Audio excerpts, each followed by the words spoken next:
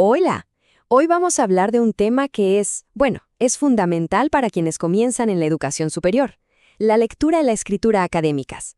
Puede que se sienta como entrar a un mundo totalmente nuevo, con reglas distintas, pero la idea es que en los próximos minutos exploremos juntos cómo navegar este mundo con éxito. A ver, empecemos con una frase que seguro a más de uno le suena.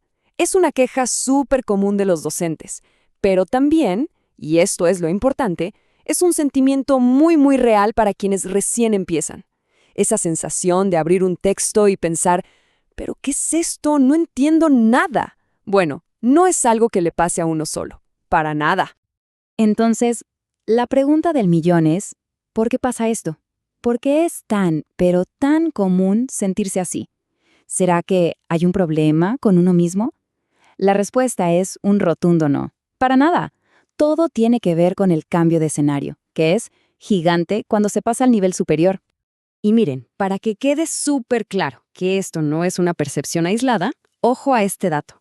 El 100%, ¿sí? Así como se oye. El 100% de los docentes encuestados dice que nota estos desafíos en quienes ingresan. Así que esa sensación de que esto me cuesta es real, es válida y es muy compartida. Bueno, para desenredar todo esto, tenemos un plan. Primero, vamos a hablar del desafío inicial. Después, nos metemos con las nuevas reglas del juego. De ahí, pasamos a herramientas bien prácticas para leer y escribir. Y cerramos con el camino hacia la autonomía. ¿Listos? ¡Arranquemos! Ok, vamos con la primera parte. Y lo más importante que hay que entender aquí es un mensaje de calma.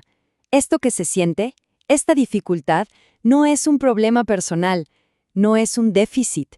Es simplemente la entrada a una cultura completamente nueva. Imagínense esto. Entrar a la educación superior es como aterrizar en un país nuevo. De repente, todo el mundo habla un idioma que apenas se entiende. Tienen sus propias costumbres, sus propias reglas que, por cierto, nadie se sentó a explicar antes. Los expertos a esto lo llaman una zona de pasaje, o incluso un choque cultural. Y eso es clave. Es una transición, no una falla personal. Muy bien. Ahora, la pregunta es, ¿por qué se siente tan distinto? Bueno, el cambio más grande, el fundamental, está en las expectativas. O sea, en lo que ahora se espera que uno haga con la información que lee. Aquí se ve clarísimo. Pensemos en cómo era antes, en el nivel medio. El juego era bastante simple. Leer un manual, entenderlo y básicamente repetir esa información. Pero ahora las reglas son otras. Para un mismo tema, de repente hay que leer a 3, 4, 5 autores que encima puede que no estén de acuerdo entre ellos. La tarea ya no es recordar lo que dice uno, sino hacerlos conversar, compararlos, encontrar los puntos de choque. Y esto nos lleva a un concepto que es el corazón de todo, la construcción de conocimiento. O sea, ya no se trata de ser como una esponja que solo absorbe información. Ahora el rol es el de un constructor. Alguien que activamente arma su propio entendimiento. La meta no es solo demostrar, mira cuánto sé, sino usar lo que se lee y lo que se escribe para armar una postura propia. Una idea propia, pero bien fundamentada. Perfecto. Dejemos un poco la teoría y vamos a lo práctico. ¿Cómo se lee en este nuevo mundo? Bueno, hay que pensarlo como tener una caja de herramientas. Nadie nace sabiendo, ¿eh? La lectura académica es una habilidad. Y como toda habilidad, se entrena, se desarrolla con la práctica. Y aquí, ojo, porque este punto es crucial. Leer un texto académico no es simplemente abrirlo en la primera página y empezar. No, es un proceso estratégico, con un antes, un durante y un después. Quienes ya tienen cancha en esto, los lectores expertos, toman un montón de decisiones incluso antes de leer la primera palabra. Este proceso lo podemos separar en 3 momentos, bien claros. Primero, el antes de leer, que es como explorar el mapa. Segundo, el durante, donde uno literalmente dialoga con el texto. Le pregunta cosas, lo subraya, discute con el autor. Y tercero, el después, que es fundamental para que todo ese trabajo no se pierda, para organizar las ideas y consolidar lo que se aprendió. A ver, enfoquémonos un momento en esa primera fase. La de exploración. Es como mirar el mapa antes de salir de viaje, ¿se entiende? Se mira el título, quién es el autor, y acaba un truco que es oro. Leer primero la introducción y la conclusión. ¿Por qué hacer eso? Fácil, porque ahí es donde el autor nos cuenta de qué va a hablar y a qué llegó. Es tener la foto completa, el panorama general, antes de hundirse en los detalles.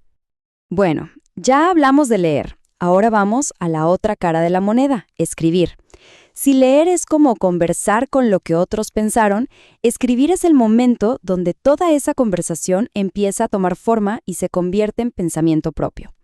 Generalmente uno piensa en la escritura como la entrega final, ¿no? El punto final. Pero en el mundo académico es muchísimo más que eso. Escribir también es descubrir. Pensemos un segundo en esta frase porque de verdad cambia toda la perspectiva.